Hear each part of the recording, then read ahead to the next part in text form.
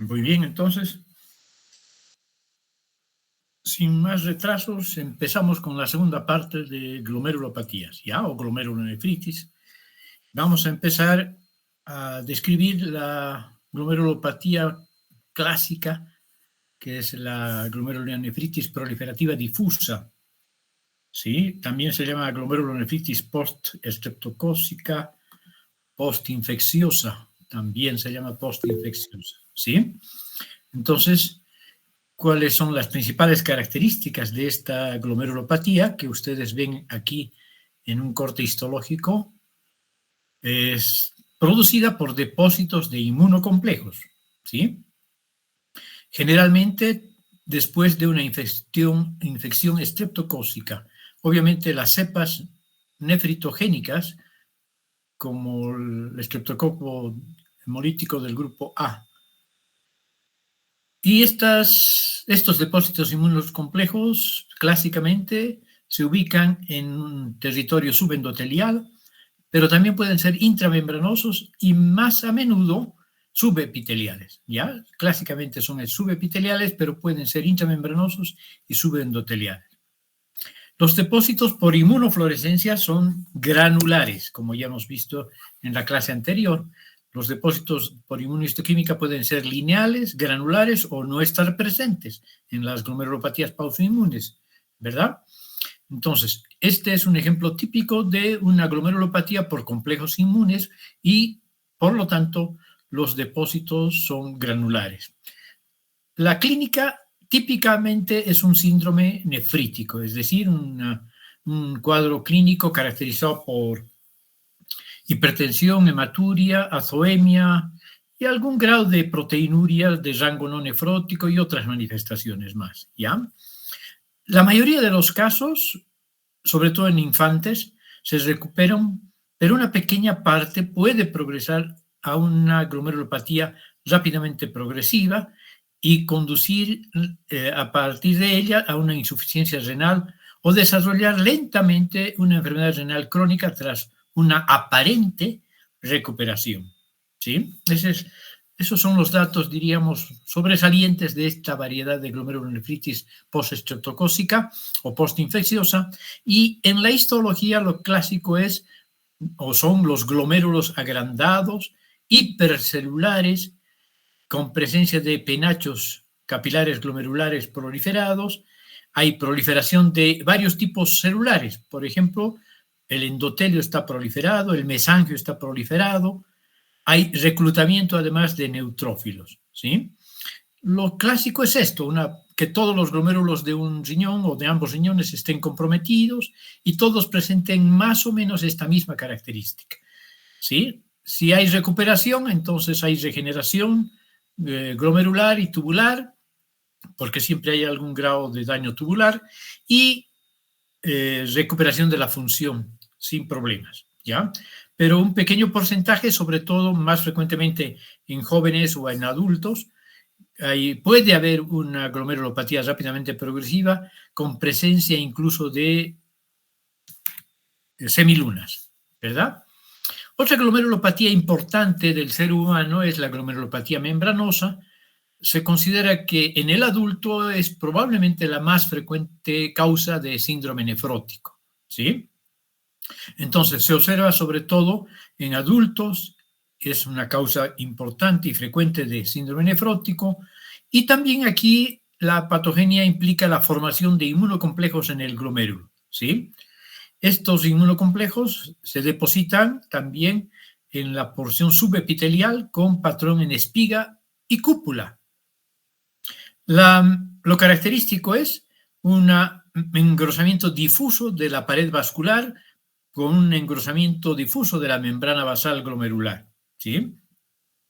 Esta membrana basal engrosada por el depósito de complejos inmunes y las secuelas secundarias a ese depósito, o las consecuencias secundarias a ese depósito, van a convertirla en una membrana anormalmente permeable y va a haber una proteinuria de rango nefrótico, y es una proteinuria no selectiva, ¿sí?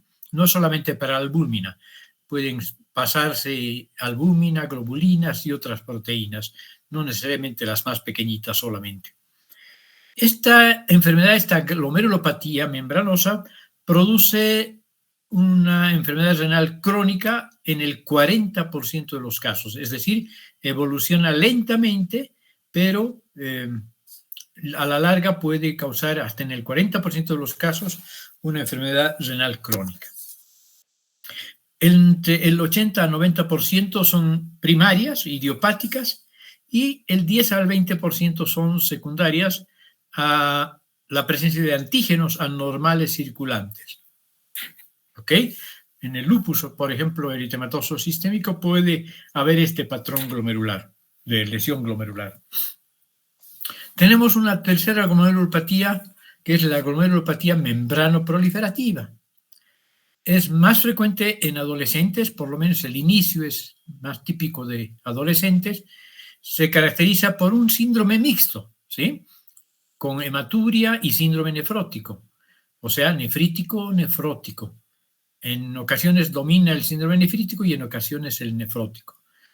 Morfológicamente hay proliferación del mesangio, engrosamiento de la membrana basal y también hay proliferación de las células mesangiales, ¿ya? Por eso se llama también membrana proliferativa o mesangio capilar, ¿sí?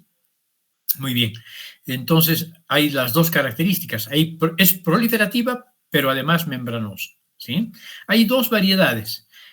Hay consumo de complemento en general y hay dos variedades. Una es la idiopática de tipo 1, que es la más frecuente, 90% de las glomerulopatías membranosas, y la otra es la idiopática de tipo 2, 10% de las glomerulopatías de este estilo.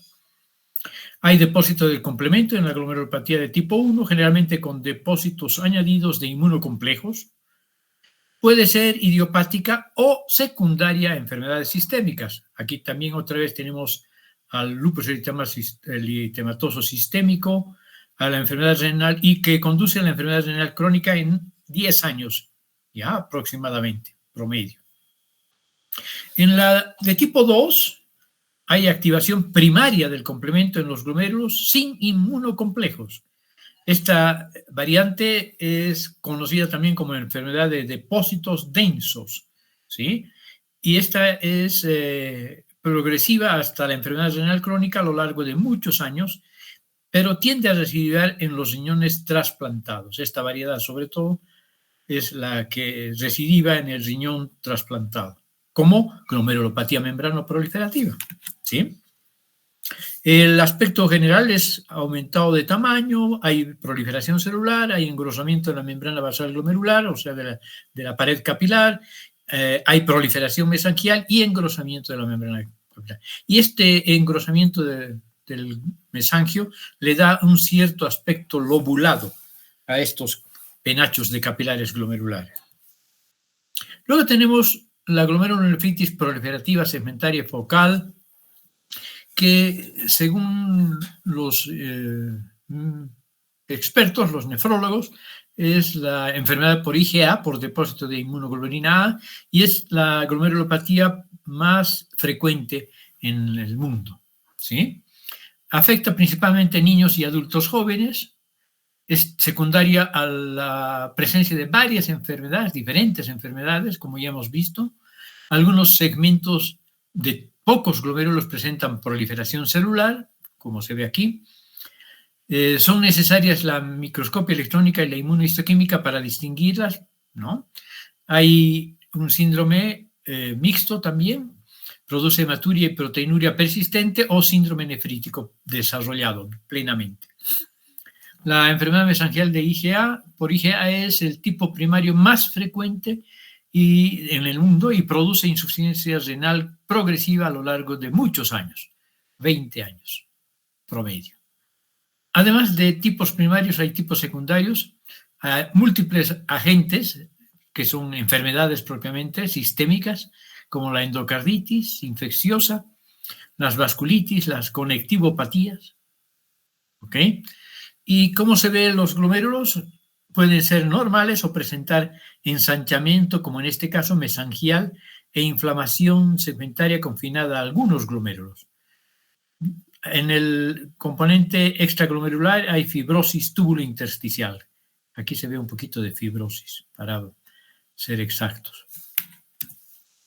Luego tenemos la enfermedad de cambios mínimos, es otra glomerulopatía importante, es la principal causa del síndrome nefrótico en niños, ¿sí?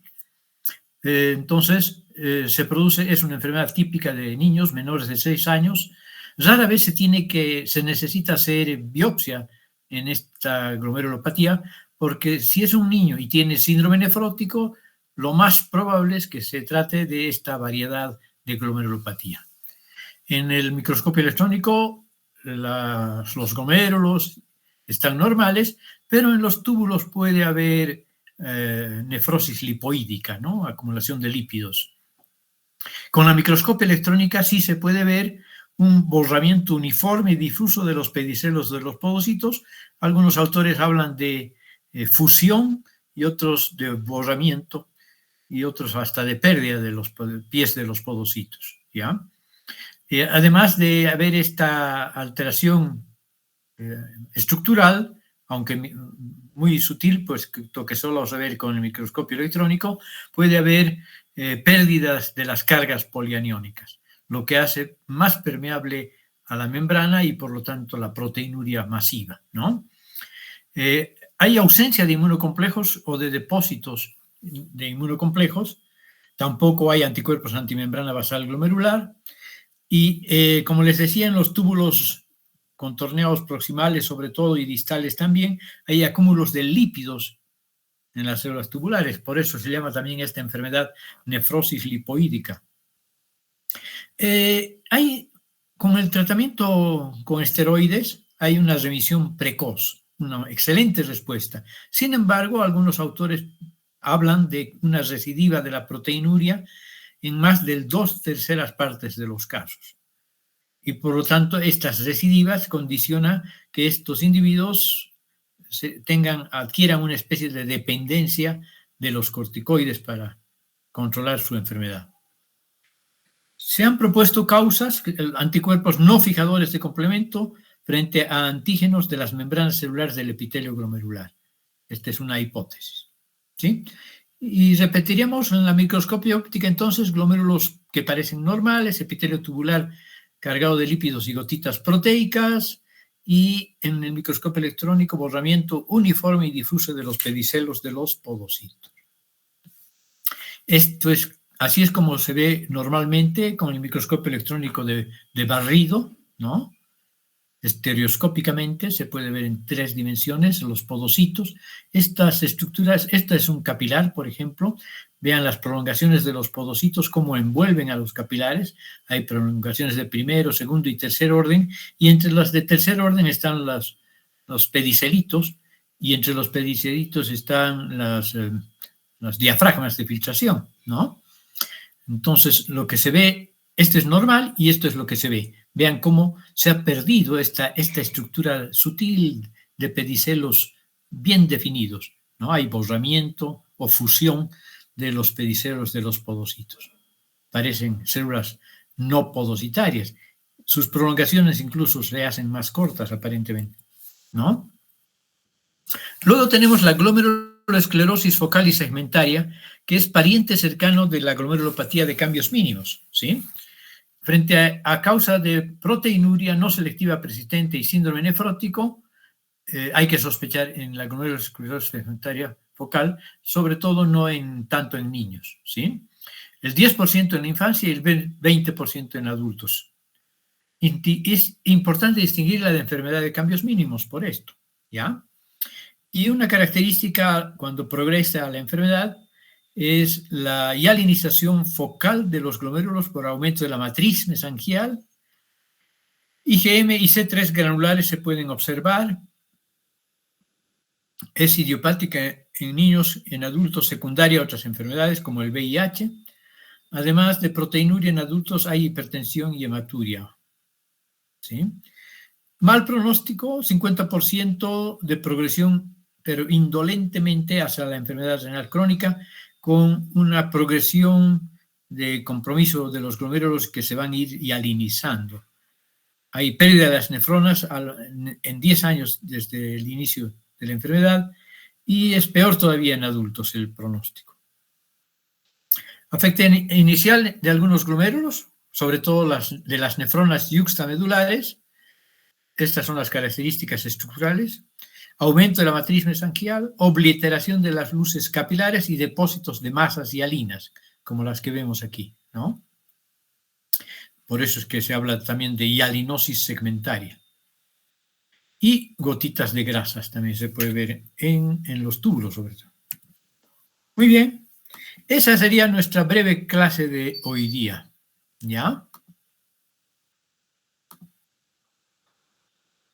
Pueden ir a descansar. La próxima clase ya vamos a hablar de patología, no me acuerdo si obstructiva, sí, obstrucción de la vía urinaria y después neoplasias renales, ¿ya?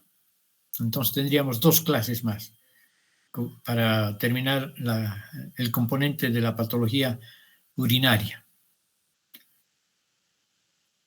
Siguen conmigo por lo menos 15 individuos, me alegra.